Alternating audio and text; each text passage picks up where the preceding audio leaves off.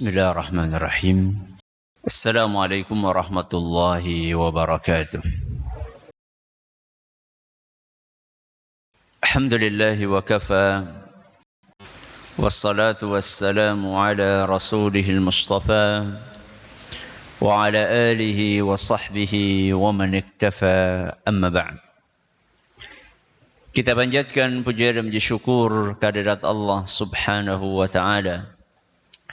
Pada kesempatan malam yang berbahagia kali ini, tanggal 11 Jumadal Ula 1446 Hijriah, atau yang bertepatan dengan tanggal 12 November 2024, kita kembali diberi kekuatan, kesehatan, hidayah serta taufik dari Allah Jalla wa'ala, sehingga kita bisa kembali menghadiri pengajian rutin adab dan akhlak yang kita kaji dari kitab Bulughul Maram, Kitabul Jami', karya Al-Hafidh Ibnu Hajar Al-Asqalani rahimahullah, di Masjid Jenderal Besar Sudirman di kota Purwokerto ini.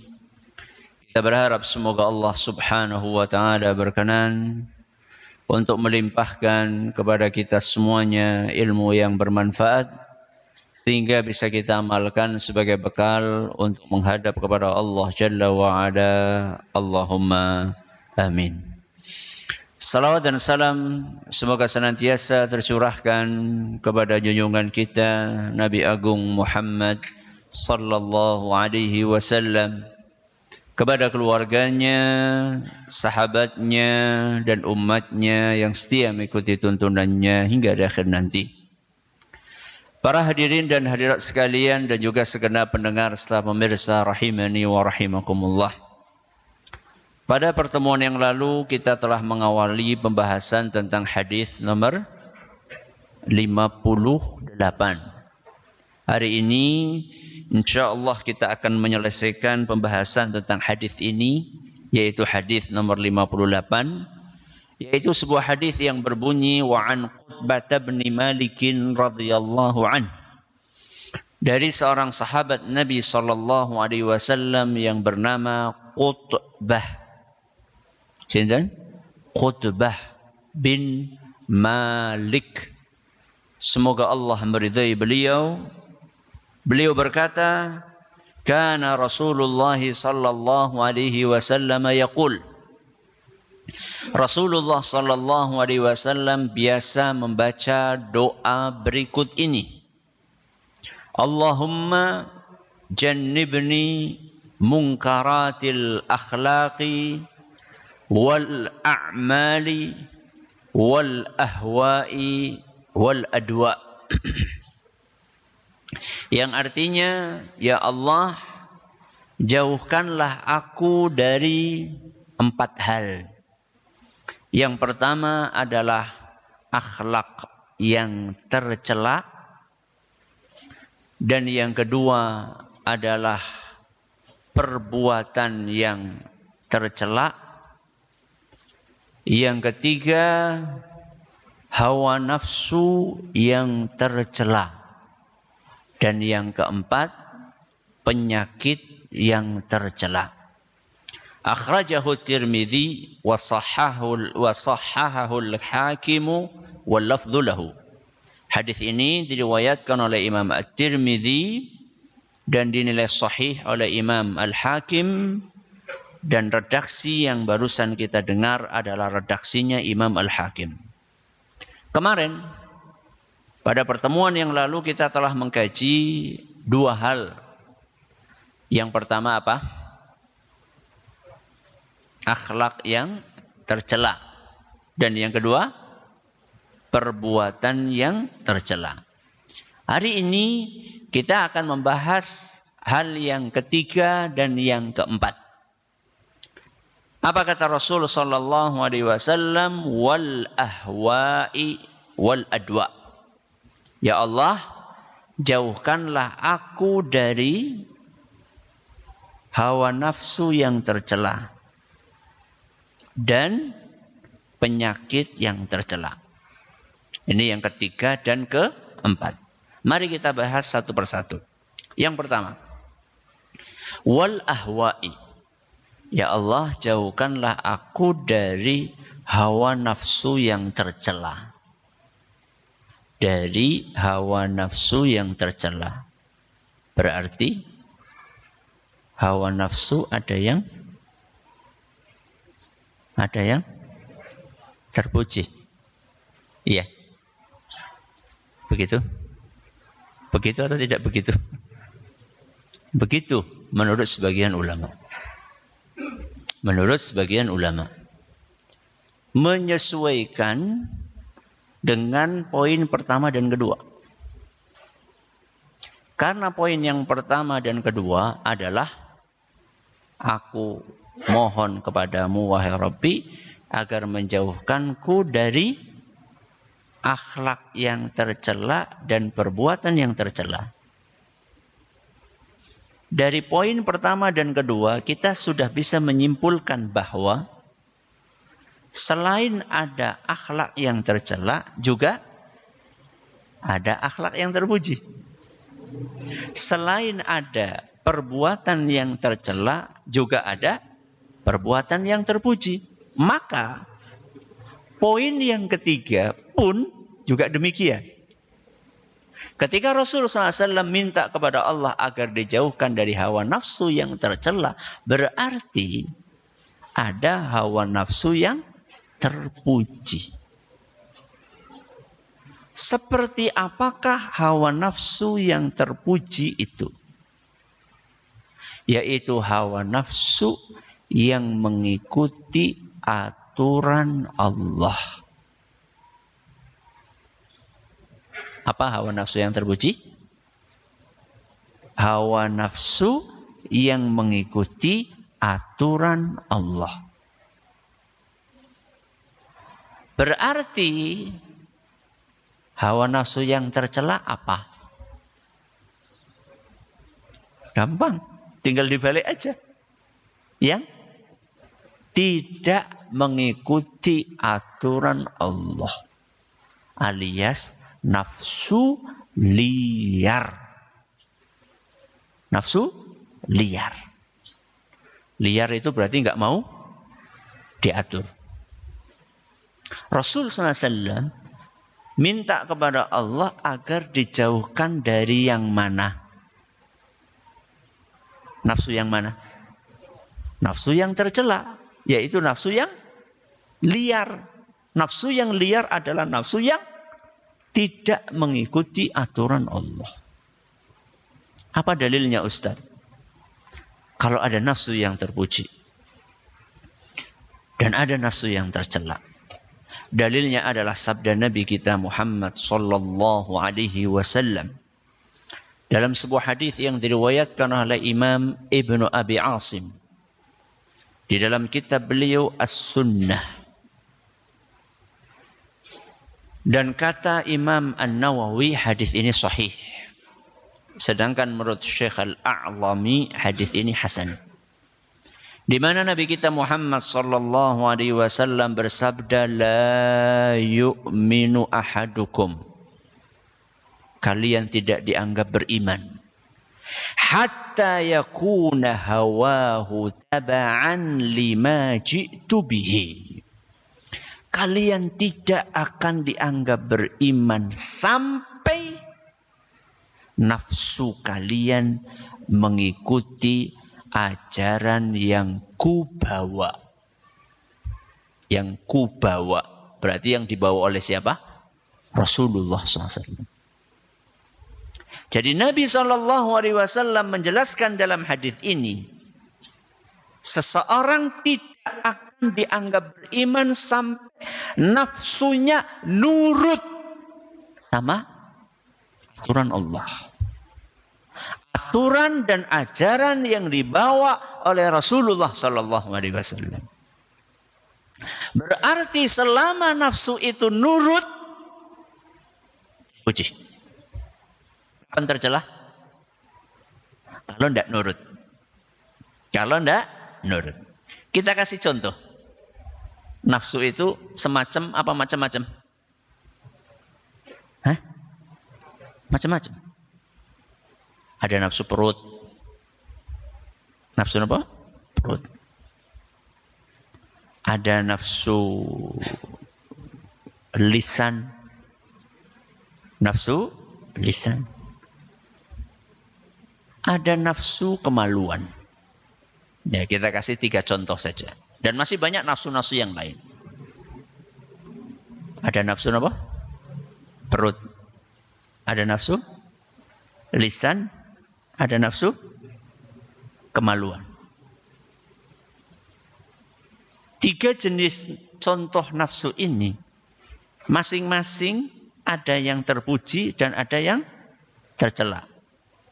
Berarti nafsu perut terbagi menjadi 2. Napa? Nafsu perut yang terpuji, nafsu perut yang tercela. Yang kedua napa? Nafsu lisan.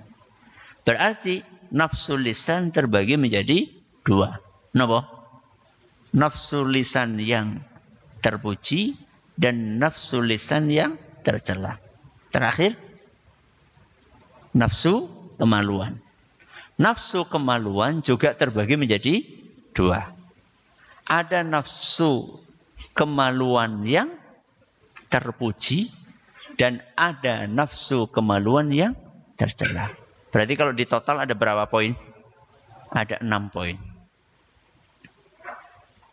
Mari kita bahas satu persatu. Apa tadi yang pertama? Nafsu perut. Siapa yang menciptakan nafsu di dalam tubuh kita? Allah. Ketika Allah menciptakan nafsu di dalam tubuh kita, ada hikmahnya atau tidak? Pasti. Tidak mungkin Allah menciptakan sesuatu tanpa hikmah. Tidak mungkin. Karena Allah salah satu namanya Al-Hakim. Kenapa? Al-Hakim. Maha bijaksana. Maha hikmah. Apapun yang ditetapkan, ditakdirkan, diciptakan, pasti ada noponya? Hikmahnya. Ketika Allah menciptakan nafsu di dalam tubuh kita, ada hikmahnya. Kalau ngomongin nafsu perut, apa hikmahnya? Supaya kita bisa hidup. Karena manusia biar hidup butuh makan dan minum. Bagaimana dia akan makan dan minum kalau tidak ada selera? Kalau enggak bernafsu. Nafsu apa? Nafsu makan. Berarti nafsu yang terpuji adalah, nafsu makan yang terpuji adalah ketika seseorang makan untuk hidup dan hidup untuk beribadah kepada Allah. Apa yang terpuji? Makan untuk hidup, lalu hidupnya untuk beribadah. Berarti kalau tercela apa? Hidup untuk makan. Pikirannya mangan terus. Pas lagi pengajian sing dipikir mangan. Pas lagi sholat sing dipikir mangan. Pas lagi mangan apa maning. Oke, kita bahas yang terpuji dulu ya. Nafsu makan yang terpuji adalah ketika seorang makan, tujuannya supaya bisa hidup. Apa kata Nabi kita Muhammad sallallahu alaihi wasallam? Bihasbibni Adam ukulatun yuqimna sulbahu. Anak Adam itu, siapa anak Adam? Kita semua, kula lan jenengan, manusia. Anak Adam itu sebenarnya cukup makan beberapa suap. Untuk apa? Kata Nabi SAW, yuqimna sulbahu. Untuk menegakkan tulang rusuknya. Hadis riwayat Tirmidzi, dan kata beliau hadis ini hasan sahih. Jadi kita makan itu cukup untuk apa? Menegakkan tulang rusuk. Maksudnya nek melaku, nek jagong. Jagongnya gue apa? Jejeg. Tegak. Duduk yang tegak itu menandakan apa? Menandakan kekuatan dan kesehatan. Berarti makan itu untuk membuat tubuh kita sehat dan kuat. Tubuh yang sehat dan kuat itu nantinya untuk beribadah kepada Allah. Itu nafsu makan yang terpuji. Supaya tubuh ini sehat dan kuat, makannya harus tidak berlebihan. Makanya kata Nabi SAW tadi, ukulatun. Ukulatun itu beberapa suap. Beberapa suap. Ya wong seket ya beberapa. Makanya apa kata Nabi SAW setelah sabda beliau tadi? Fa in kana la mahalah. Kalau memang harus lebih dari beberapa suap tadi. Soalnya laweh enak dan jarang. Diundang barang gawe. Wah, perbaikan apa? Gizi. Fa in kana la mahalah. Kalau memang harus lebih dari beberapa suap tadi, fathuluthun li ta'amihi wa thuluthun li syarabihi wa thuluthun li nafasihi. Maka bagilah perutmu menjadi 3 bagian. Sepertiga untuk makanan, sepertiga untuk minuman, sepertiga untuk udara alias nafas.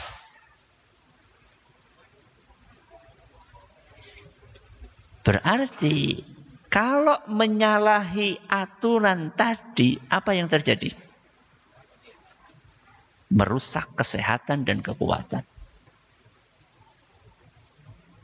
Makanya kebanyakan penyakit gara-gara kebanyakan makan. Apalagi makannya nggak dikontrol, wis akeh panganannya ora sehat.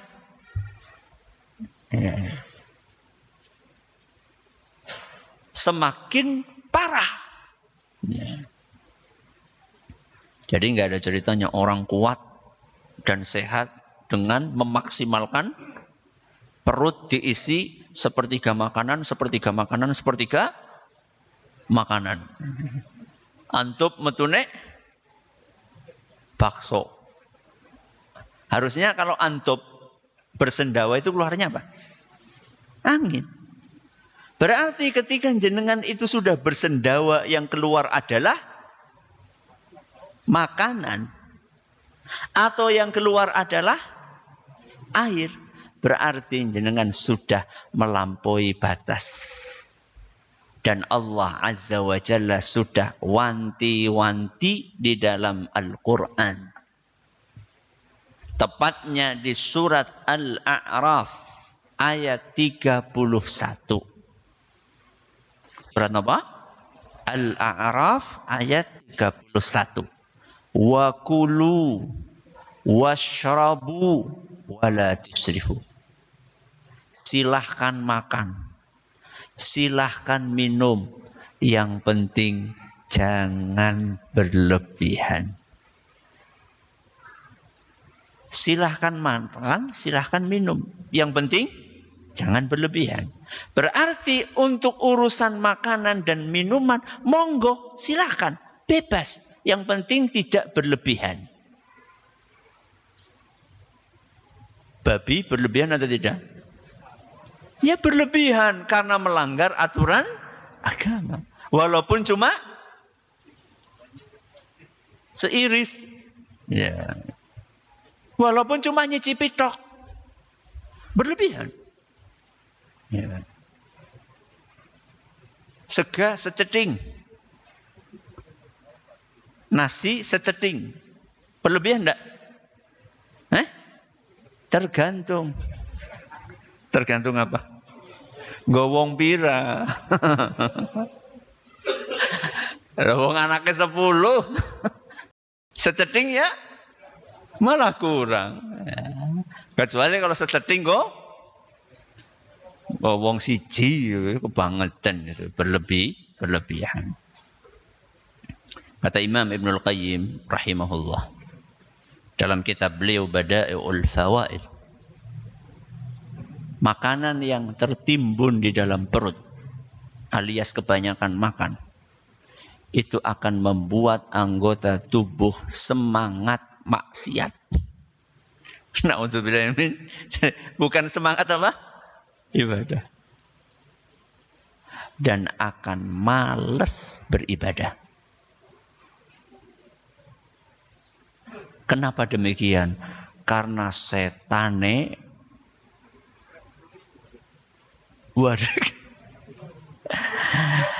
karena setannya itu sangat leluasa untuk menguasai manusia. Makanya sebagian ulama salaf mengatakan, sempitkanlah jalur setan di tubuhmu dengan puasa. Kenapa? Sempitkanlah jalur setan di tubuhmu dengan puasa. Mulane nek wong puasa kuwi biasane mikire orang ngeres. Kenapa? Lemes. Enggak macam-macam mikir. Tapi kalau orang mangan terus, itu kelebihan apa namanya? Energi. Akhirnya energi ini disalurin kemana? Ya. Pikiranlah hal-hal yang negatif. Jadi jangan makan berlebihan. Oke. Ini kita ngomongin nafsu apa? Nafsu perut. Berikutnya nafsu apa tadi? Lisan. Ya. Apakah lisan punya nafsu? Punya nafsu enggak? Punya. Kalau enggak percaya, ketika kita ngobrol, enak enggak? Enak. Bisa bertahan berjam-jam. Apa maning anak kacang? Kacang goreng apa kacang godok? Berapa? Anak kopi. Wah. Bisa nganti jam 12 bengi. Nafsu. Lisan ini punya nafsu, punya keinginan untuk ngomong. Punya syahwat untuk berbicara. Maka nafsu lisan ini pun juga ada yang terpuji dan ada yang tercela. Nafsu lisan yang terpuji adalah ketika kita berkeinginan untuk membicarakan sesuatu yang tidak melanggar aturan agama. Contoh, kok rasanya orang kepenak temen ya melihat orang buang sampah sembarangan. Pengen ngomongnya apa? Ngomongnya mengingatkan dia. Kora kepenak banget ya. Jarang wong ngaji nang pinggirku malah tekluk. Endi sing tekluk. Aku lurah kepenak banget nang ngarep iki ndeleng wong tekluk pengen apa? Ngemutaken, pengen ngomong. Terpuji atau tidak terpuji? Terpuji. Walaupun saya juga nggak suka juga. Kayak singkong. Kayak nemburi kayak. Ya saya juga nggak suka yang kayak gitu. Cukup dengan tadi itu, saya pikir sudah merasa tersindir dan segera sadar gitu. Atau ngomongin sesuatu yang mubah. Kalau tadi kan amar ma'ruf nahi mungkar ya. Sesuatu yang mubah, boleh. Ngobrol tentang hobi yang mubah. Ya. Ngobrol tentang pekerjaan. Ngobrol tentang perkembangan teknologi, tentang pertanian, tentang peternakan, tentang perikanan, tentang bisnis. Tidak apa-apa. Selama tidak berlebihan. Selama apa? Tidak berlebihan. Kebalikannya apa? Kebalikannya tercela, ya. Kebalikannya terpuji, ya. Tercela. Apa nafsu lisan yang tercela? Ketika lisan itu digunakan untuk mengucapkan hal-hal yang dilarang di dalam agama kita, yang melanggar aturan Allah. Yaitu ketika kita gunakan lisan kita untuk ngomongin aib orang lain, alias ghibah. Enak? Enak enggak? Makanya kalau sudah ketemu dua orang, ibu apa bapak? Pada baik, Masya Allah. Kalau sudah ketemu dua orang, maka ngobrolnya Masya Allah. Kok Masya Allah? Na'udzubillah. Se-RW kena kabeh. Kecuali wong loro gue. Satu RW semuanya, kena semuanya. Pak Anu kayak gini, Bu Anu kayak gini, Pak Anu kabeh kena. Kecuali dua orang ini. Nafsu. Tapi itu nafsu yang tercela. Ada sebagian orang kalau mencaci maki orang lain itu puas. Kenapa? Puas. Apalagi ketika lagi apa? Emosi. Itu nafsu. Makanya kata Nabi SAW, "Idza ghadibta faskut." Kalau kamu lagi marah, maka diamlah, diam. Kenapa? Karena ketika orang lagi marah, ingin ngomong. Dan biasanya kalau lagi emosi, omongan yang keluar adalah yang menyakitkan. Itulah nafsu. Dan ketika dia ngomong yang menyakitkan tadi, puas enggak? Puas. Itulah nafsu. Makanya sama Nabi SAW kita dilatih untuk menahan lisan ketika lagi marah. Menahan tangan ketika lagi marah. Menahan kaki ketika lagi marah. Oke. Ini nafsu apa? Nafsu lisan. Kita pindah. Nafsu apa? Kemaluan. Tadi di awal saya katakan, siapa yang bikin nafsu di dalam tubuh kita? Allah Azza wa Jalla. Apa ada hikmahnya nafsu kemaluan? Ada. Apa? Menjaga keturunan alias melanjutkan eksistensi manusia di muka bumi. Kalau misalnya kita nggak punya nafsu kepada lawan jenis, bagaimana mungkin akan terjadi pernikahan? Kalau tidak ada kecenderungan kepada lawan jenis, deleng ya kayak deleng tembok. Terus gimana akan manusia menghasilkan keturunan? Tidak mungkin. Maka Allah Azza wa Jalla menciptakan di dalam tubuh manusia nafsu. Salah satunya adalah nafsu kemaluan. Supaya apa? Supaya manusia bisa mempertahankan keturunannya. Eksistensinya berlanjut.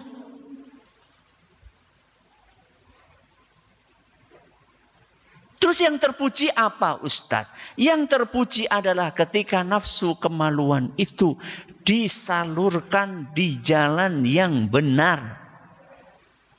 Jalan yang benar itu bagaimana Ustadz? Jalan yang benar itu lawan jenis yang merupakan pasangan sah. Berarti yang nggak benar yang bagaimana?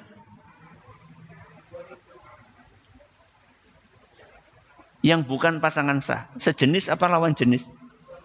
Dua-duanya. Kalau ada orang menyalurkan nafsu kemaluannya kepada pasangan yang sah lawan jenis, karena di barat sejenis pun bisa disahkan menurut hukum negara. Dan itu akan diimpor kemana?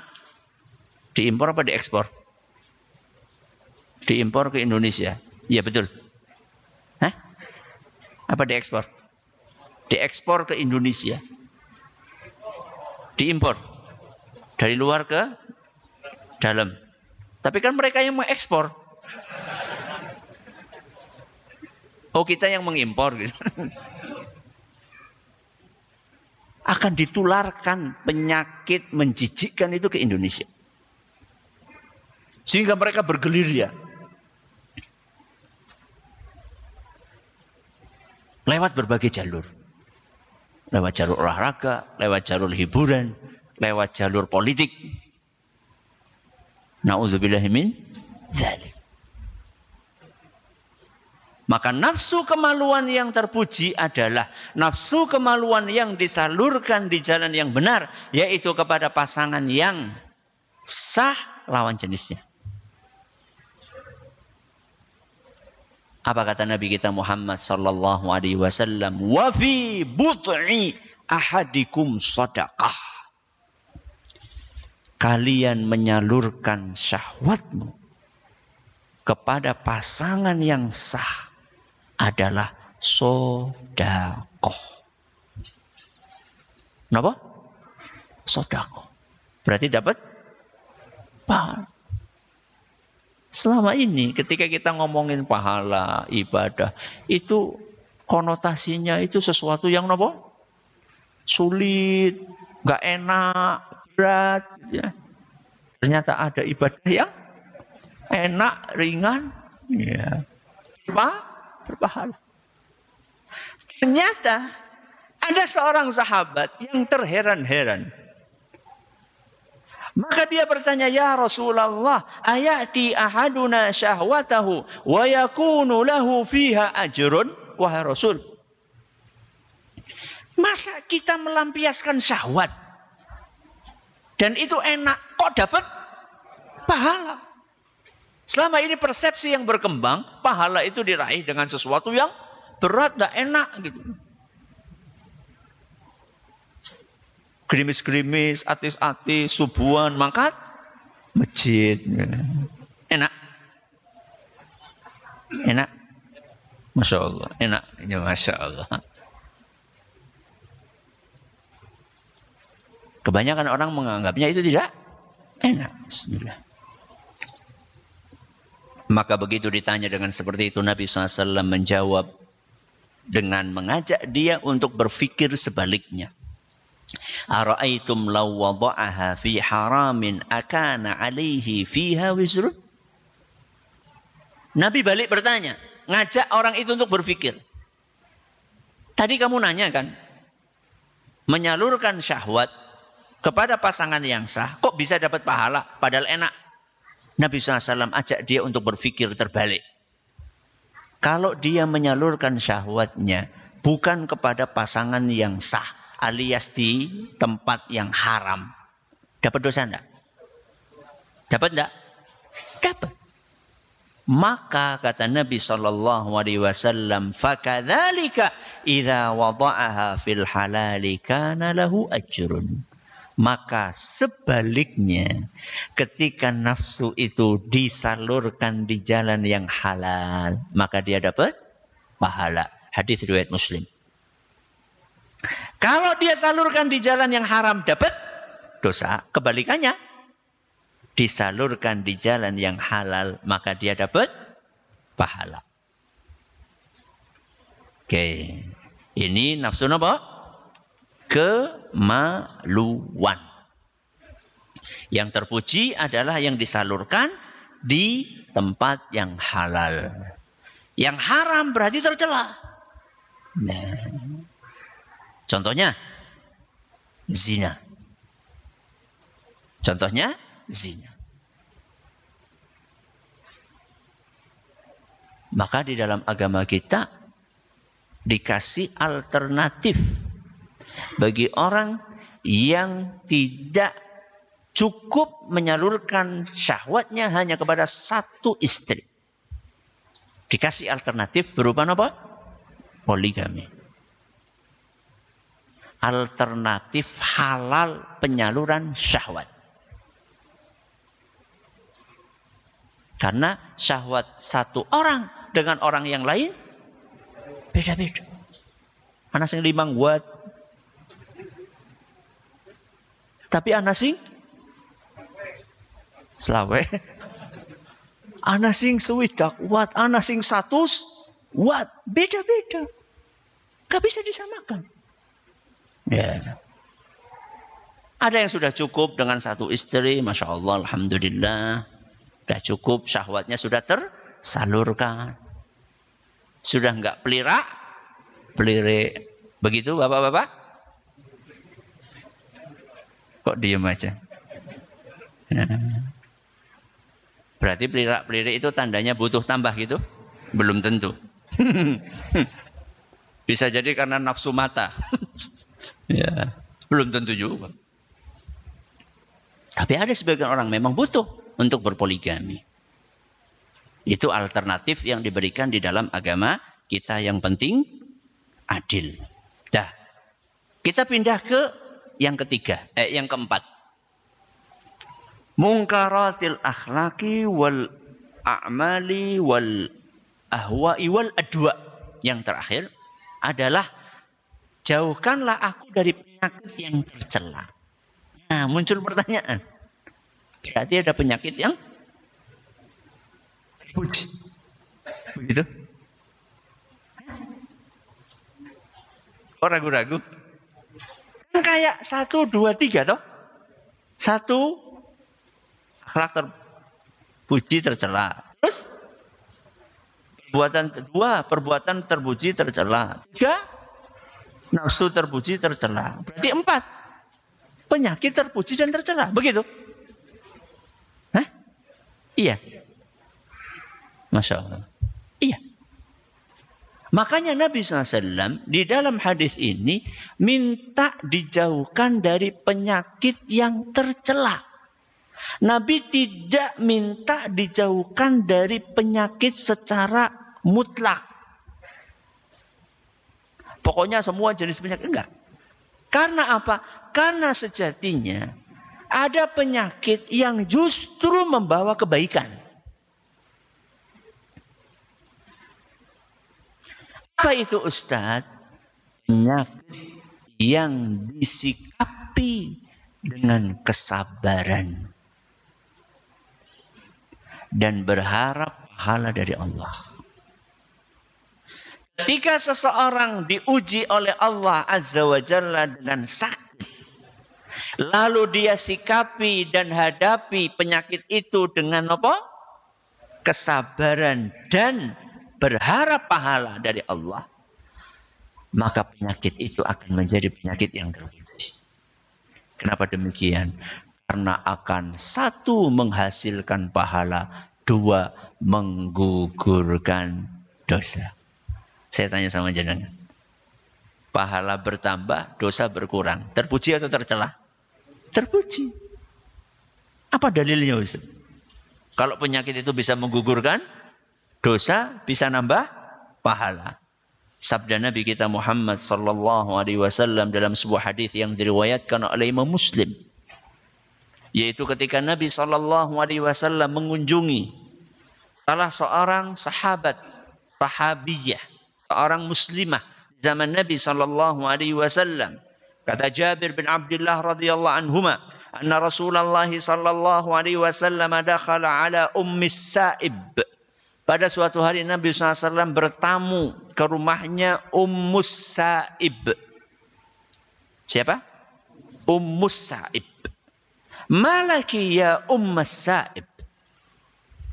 Kamu kenapa wahai Ummus Sa'ib? Tuzafzifin. Kok kelihatan menggigil? Kok kelihatan menggigil? Qalat, maka Ummus Sa'ib mengatakan, al-humma la barakallahu fiha. Wahai Rasul, aku sedang demam. Semoga Allah tidak memberkahi demam ini. Apa kata Ummus Sa'ib? Aku lagi demam. Semoga Allah tidak memberkahi demam ini. Maka begitu mendengar apa yang disampaikan oleh Ummus Sa'ib, Nabi SAW mengatakan, la tasubbil humma. Wahai Ummus Sa'ib, jangan kamu cela demam. Jadi kalimat semoga Allah tidak berkahi penyakitku itu termasuk nopo? Mencela. Jangan kamu cela demam. Kenapa? Fa innaha tudhibu khataya bani Adam kama yudhibul kiru khabathal hadid. Karena sejatinya penyakit tersebut, penyakit apa? Demam, akan menggugurkan dosa anak Adam seperti api membersihkan besi yang berkarat. Jadi besi itu kalau berkarat diapain? Dibakar. Supaya hilang karatnya. Begitulah perumpamaannya seorang muslim kalau lagi sakit. Diapain sama Allah? Dibersihkan dosanya. Itu dalil bahwa sakit bisa membersihkan dosa. Nambah pahala. Apa dalilnya? Sebuah athar dari seorang sahabat Nabi SAW yang kita kenal dengan julukan Abu Hurairah radhiyallahu anhu. Beliau berkata, "Ma min maradin yusibuni." Kita lanjut nanti. Silakan. Alhamdulillah, wassalatu wassalamu ala Rasulillah, amma ba'd. Tadi kita sudah sampaikan dalil yang menunjukkan bahwa sakit itu bisa menggugurkan dosa. Sekarang kita akan bawakan landasan yang menunjukkan bahwa sakit bisa menambah pahala. Ya, bedakan antara menggugurkan dosa sama apa? Menambah pahala. Yaitu sebuah athar dari Abu Hurairah radhiyallahu anhu, di mana beliau berkata, "Ma min maradin yusibuni ahabbu ilayya minal humma." Penyakit yang paling aku sukai adalah demam. Kenapa? Penyakit yang paling aku sukai adalah demam. Jadi kalau aku kena penyakit demam, itu aku suka banget. Dari sekian banyak penyakit yang lain, yang paling aku sukai kalau aku kena adalah demam. Kenapa? Dengerin baik-baik. Li'annaha tadkhulu fi kulli udwin minni. Karena ketika aku demam, seluruh anggota tubuh merasakannya. Merasakan apa? Demam. Jadi ketika demam itu, menggigilnya itu dari ujung kepala sampai ujung kaki. Menggigil semuanya. Terus kenapa? Wa innallaha azza wa jalla yu'ti kulla udwin qistahu minal ajr. Karena Allah akan memberikan pahala atas setiap anggota tubuh yang menderita.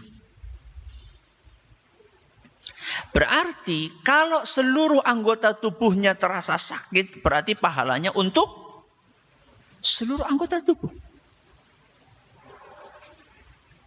Berarti kalau sakitnya di mana?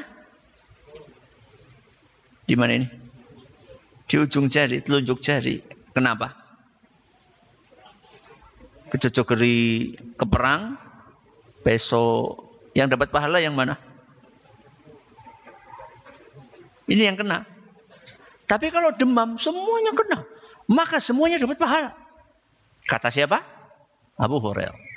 Athar ini diriwayatkan oleh Imam Al-Bukhari dalam kitab Al-Adabul Mufrad dan isnadnya dinilai sahih oleh Ibnu Hajar Al-Asqalani rahimahullahu taala.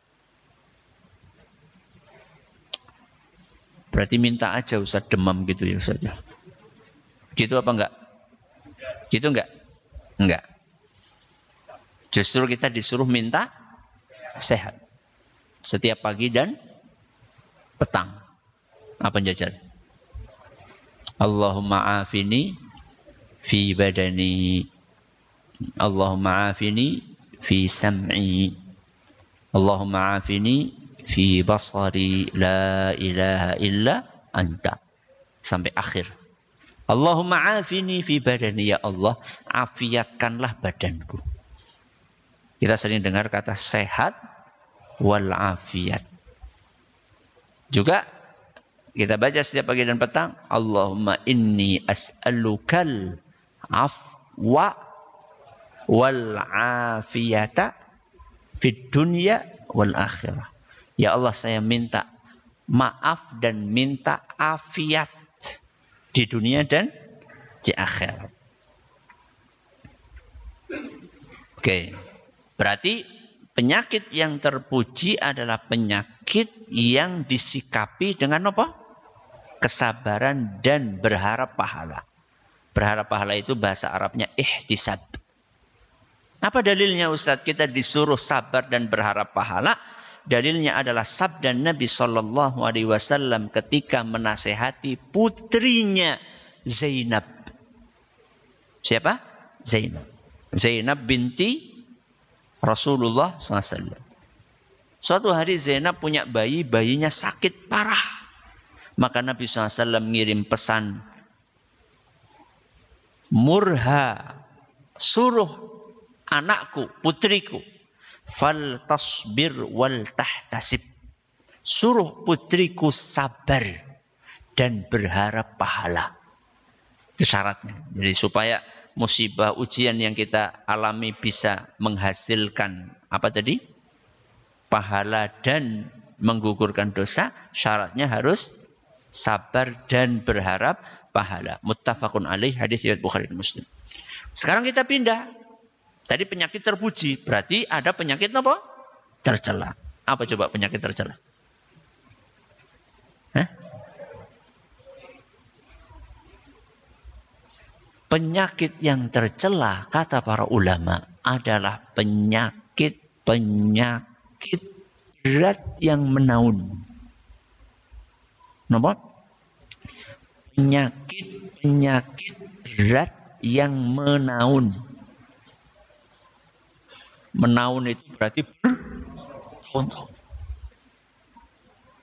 Dicontohkan oleh para ulama dengan penyakit kusta. Kenapa? Kusta. Atau lepra. Yang penyakit ini, nas'alullah assalamul afiyah, mudah-mudahan Allah lindungi kita semuanya, adalah penyakit yang akan mengakibatkan jari-jari seseorang itu lepas. Apa? Lepas. Remuk, hancur, lepas. Satu persatu. Dan itu menaun. Kalau di zaman ini, kalau itu penyakit dari dulu ya. Di zaman ini dikasih contoh oleh para ulama dengan penyakit kanker. Penyakit apa? Kanker. Penyakit yang berat yang menaun. Kalau contoh yang dari zaman dulu apa? Lepra dan kusta. Kalau di zaman ini seperti penyakit apa? Kanker. Nabi SAW berdoa kepada Allah supaya dihindarkan, dijauhkan dari penyakit-penyakit yang seperti itu. Kenapa? Karena berat banget. Karena berat banget. Dan mengakibatkan seseorang menjadi tidak bisa beribadah, susah beribadah. Ya. Berbeda dengan penyakit-penyakit yang ringan, ya. Hanya sekedar apa? Pilek, terus watuk. Bisa ngaji enggak? Masih bisa. Berbeda kalau sudah kayak penyakit tadi itu. Sudah susah. Mau kemana-mana susah. Di rumah terus. Dirawat terus. Minum obat terus. Nabi mengajarkan kepada kita untuk berdoa kepada Allah dijauhkan dari itu. Maka, selain kita berusaha menjaga pola hidup. Menjaga apa? Pola hidup. Milih makanan yang sehat, ya. Kemudian menghindari hal-hal yang diharamkan oleh Allah Azza wa Jalla. Ya. Seperti narkoba, kemudian miras dan seterusnya. Kita juga berikhtiar dengan berdoa. Jadi enggak cuma memperbaiki pola hidup, olahraga, makanan sehat, sayur, buah, apalagi istirahat yang cukup. Enggak cuma itu ikhtiarnya. Juga berikhtiarlah dengan berdoa, dengan doa yang diajarkan sama Nabi SAW. Sudah pada dapat kertasnya? Yang belum dapat, mana? Angkat tangan. Coba lihat. Ini udah pada dapat belum? Udah? Belum? Kalau masih belum dapat, minta di depan sana. Di tempat pintu keluar itu ada. Ya. Baca doa ini. Asal gue bungkus tempe ya. Doa Rasul SAW ini. Ya. Allahumma jannibni munkaratil akhlaqi wal a'mali wal ahwa'i wal adwa. Ya. Wal adwa. Kapan Ustaz? Kapan aja. Karena doa ini adalah salah satu doa yang sama Nabi SAW tidak ditentukan waktunya. Berarti kapan saja. Antara azan dengan iqamah di sepertiga malam terakhir. Di hari Jumat sore. Ya. Ini kan minta untuk ini. Allahumma jannibni nih. Jauhkan aku. Kalau saya ingin doain keluargaku gimana Ustaz? Ya tambahin aja. Allahumma jannibni wa ahli. Napa? Wa ahli. Ahli niku artinya napa? Keluargaku. Keluargaku berarti ramane, biyunge, bojone, anake, putune. Banyak banget. Allahumma jannibni wa ahli munkaratil akhlaqi wal a'mali wal ahwa'i wal adwa. Ya. Ustaz, seandainya kita sudah baca doa ini, kok tetap kena? Kok tetap napa? Kena. Pripun? Kembalikan dua hal tadi. Napa? Sabar dan berharap pahala. Karena semakin berat penyakit, pahalanya semakin besar. Apa kata Nabi SAW? Dalam sebuah hadis yang diriwayatkan oleh Imam At-Tirmidzi, dan kata beliau hadis ini hasan gharib. Inna 'idhamal jazaa'i ma'a 'idhamil bala. Sesungguhnya besarnya pahala tergantung besarnya ujian. Berarti semakin apa?